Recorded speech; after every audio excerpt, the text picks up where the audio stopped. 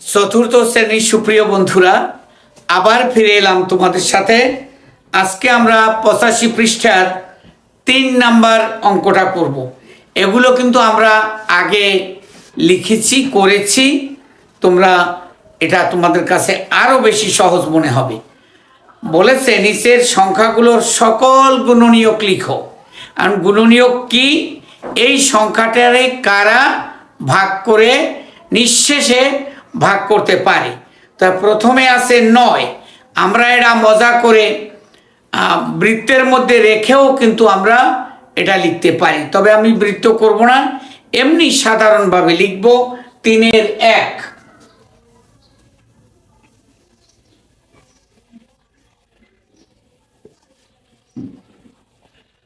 9-এর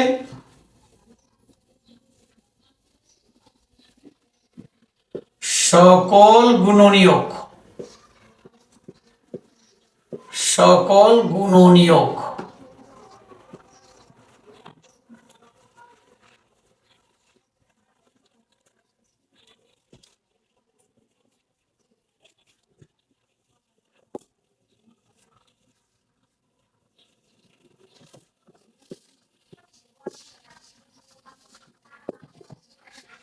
দেখো 9-কে কারা ভাগ করতে পারে? 1।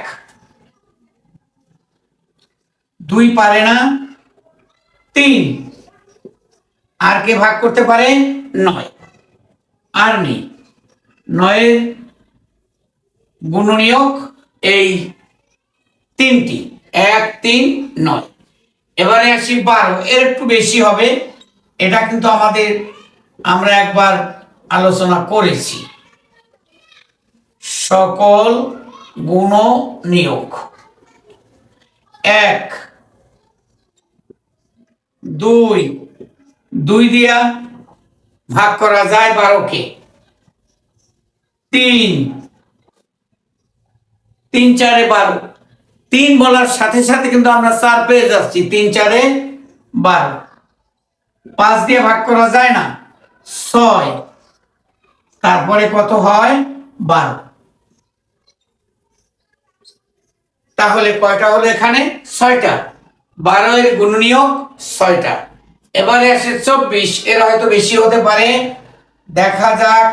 আমরা এখান থেকে লিখলাম 24-এর গুণনীয়ক, সকল গুণনীয়ক 1, 2 দিয়ে ভাগ করা যায়। 12 দুগুণে 24। 12 কিন্তু হয়ে থাকলো আমাদের।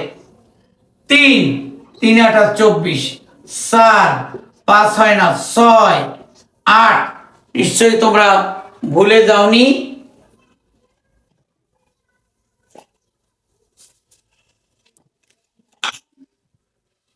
এক 2 3 4, এবার 8। তারপরে কত দেওয়া যায়? 12। তারপরে আর কত দিতে পারি? 24। আর কোনটা কি হয় তোমরা একটু খেয়াল করতে পারো, হয় কিনা।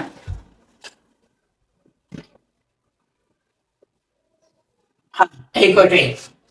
তাহলে এবারে আছে 30-এর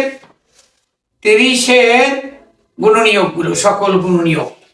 তাহলে আমরা লিখতেছি 30-এর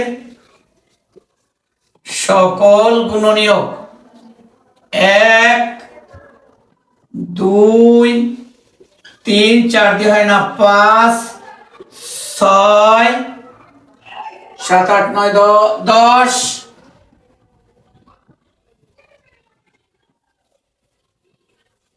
11 12 13 14 15 এবং 30।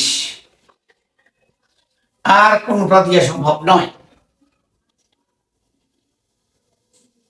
তাহলে আমাদের 3 নাম্বার অঙ্কগুলো কিন্তু হয়ে গেল। এবারে বলেছে নিচের সংখ্যাগুলোর সকল সাধারণ গুণনীয়ক নির্ণয় করো।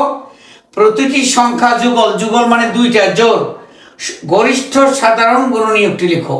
এবারে গরিষ্ঠ আমরা তাহলে প্রথমে আমরা কি করব? গুণনীয়কগুলো বের করব।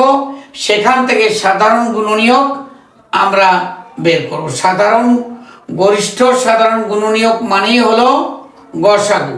তাহলে আমরা 4 নম্বরে যাই। 4-এর 1।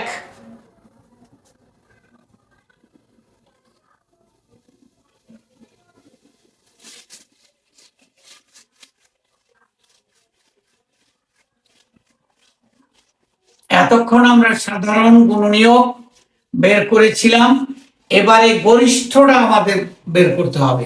সবচেয়ে বড় যেটা সেটা আমাদের বের করতে হবে।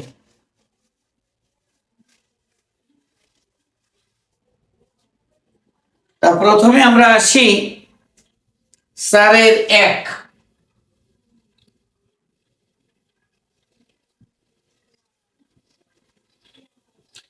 4-এর 1-এ আছে 9, 15। তাহলে আমরা লিখব 9-এর গুণিতক 3টে, মনে আছে না? একটু আগে আমরা করেছি। 9-এর গুণনীয়ক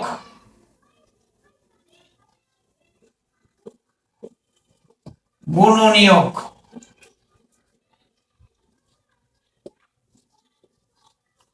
1, 3, 9। আমরা কিন্তু এখানে লিখতে পারতাম 9-এর সকল গুণনীয়ক, কোনো দোষ ছিল না। এবারে 15, 15-এর গুণনীয়ক 1, 3, 5, 15। এখন খেয়াল করো, এখানে সাধারণ গুণনীয়ক কেউ আছে কি? আছে। কে সে? 3। এর চাইতে বড় গুণনীয়ক আছে, যেমন প্রথমটার গুণনীয়ক 9, সেটা তো 15-তে নেই। 15 কাজে এটা আমরা নিতে পারবো না।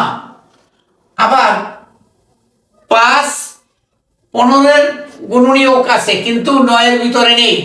তাইলে সাধারণ গুণনীয়ক যেটা সেটা মাত্র একটা, এবং এটাই সবচেয়ে বড় সাধারণ গুণনীয়কের মধ্যে বড়। তাইলে আমরা বলতে পারি অতএব 9 এবং 15-এর গসাগু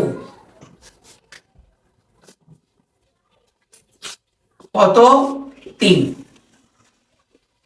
উত্তর 3। তাহলে আমাদের সাধারণ গুণনীয়ক বের করেছিলাম, তার মধ্যে 3ই সবচেয়ে বড়। যে সাধারণ গুণনীয়ক একটাই, তার মধ্যে বড় ছোট তো আর নেই।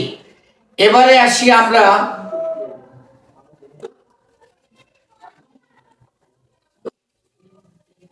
2 নম্বরে চলে আসি। 14 এবং 21।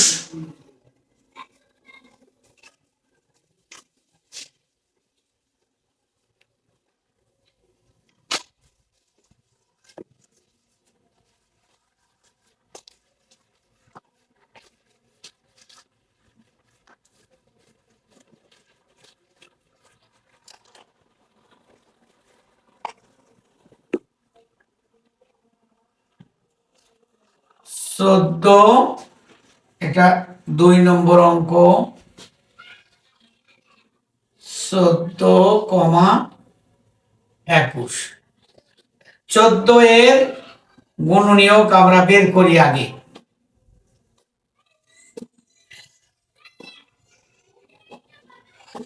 1, 2, 7, 14। এবারে আসি আমরা 21-এ। এর আগে বন্ধুরা যে অঙ্কটা করলাম সেখানে বোধহয় 1 গুণনীয়কটা আমরা লিখিনি, তোমরা লিখে নিও। 21-এর গুণনীয়ক 1, 3, 7, 21।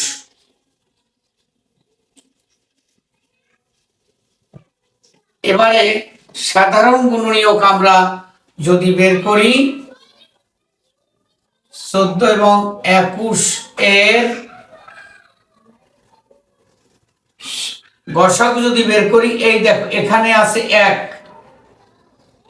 এখানে আছে 7, তাহলে সাধারণ গুণনীয়ক দুটো হয়েছে। এর মধ্যে আমাদের নিতে হবে কোনটা? বড়টা, তার মানে গসাগু হলো 7। আমরা কিন্তু 1 নিব না, আগের অঙ্কটায় আমরা 1 দেখাইনি এবং নিয়েও নি।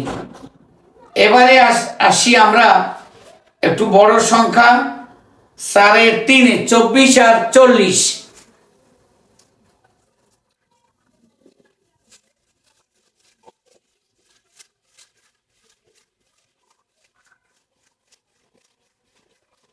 এক আমরা দেব, 1 বাদ দিব না। 3.5, 3.5 আমি 4 লিখে ফেলেছি।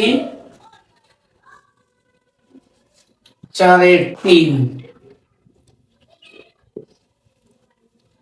24 আর 40। তাহলে আমরা বলবো 24 এর গুণনীয়ক,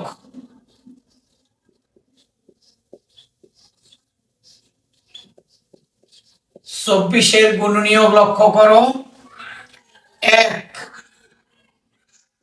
2, 3, 4, 5 দেওয়া হয় না, 6, 7 হয় না, 8, 9 হয় না, 10, 11, 12 এবং 24।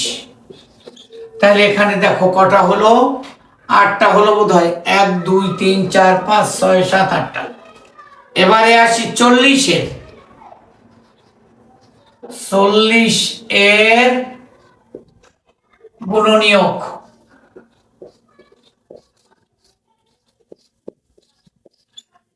1 হবে, 2, এই সাধারণ দুটো হয়ে গেছে সাথে সাথে, 3 হয় না, 4,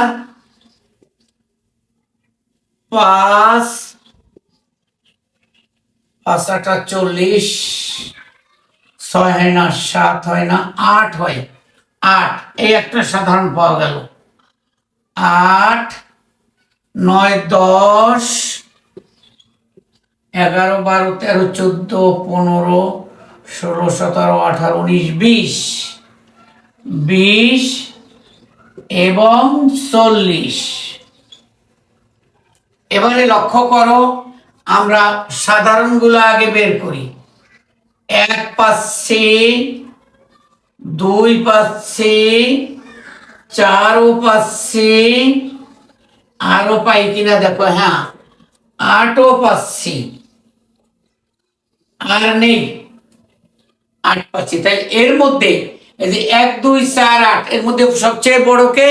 8। এইটাই হইল আমাদের গসাগু। অতএব 24 এবং 40 এর গসাগু। কেউ যদি শুধু গসাগু লিখে দাও তাতেও হবে, তা আমি তোমাদের লিখে দিলাম গসাগু 8। এবং তোমাদের আগেও বলছিলাম যে গসাগু বের হবে সে কিন্তু এই সংখ্যাগুলোকে নিঃশেষে ভাগ করতে পারবে। 24কে 8 নিঃশেষে ভাগ করে 3 বানাবে, 40কে 8 ভাগ করে ভাগফল 5 বানাবে, কোনো অবশিষ্ট থাকবে না। তাহলে এখানে আমাদের গসাগু হলো 8। এবারে 4 নম্বরে আরেকটা অঙ্ক রয়েছে, 5 এবং 9। 4 নম্বরে অঙ্কটা আমরা করি।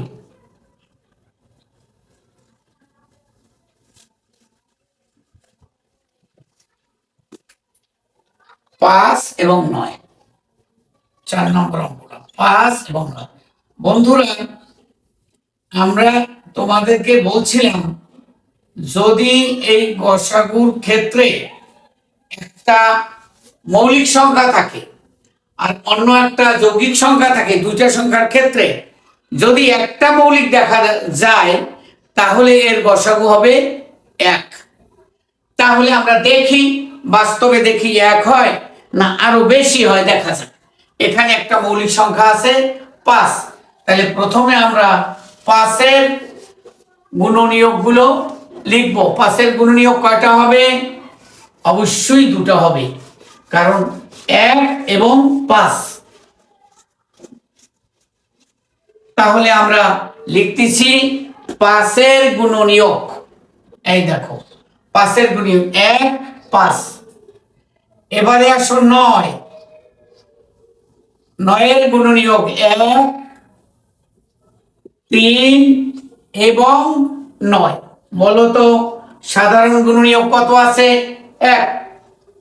এটাই বড়, কাজে অতএব 5 এবং 8 এর গসাগু কত হবে? 1, কারণ উভয়ের মধ্যে 1 আছে। 1 5 এবং 8 এর গসাগু 1। বন্ধুরা আমরা আজকে 4-এর অঙ্কটা শেষ করলাম। আজকের ক্লাস এখানেই শেষ করি। আবার তোমাদের সাথে 5 নাম্বার অঙ্ক নিয়ে আলোচনা করব।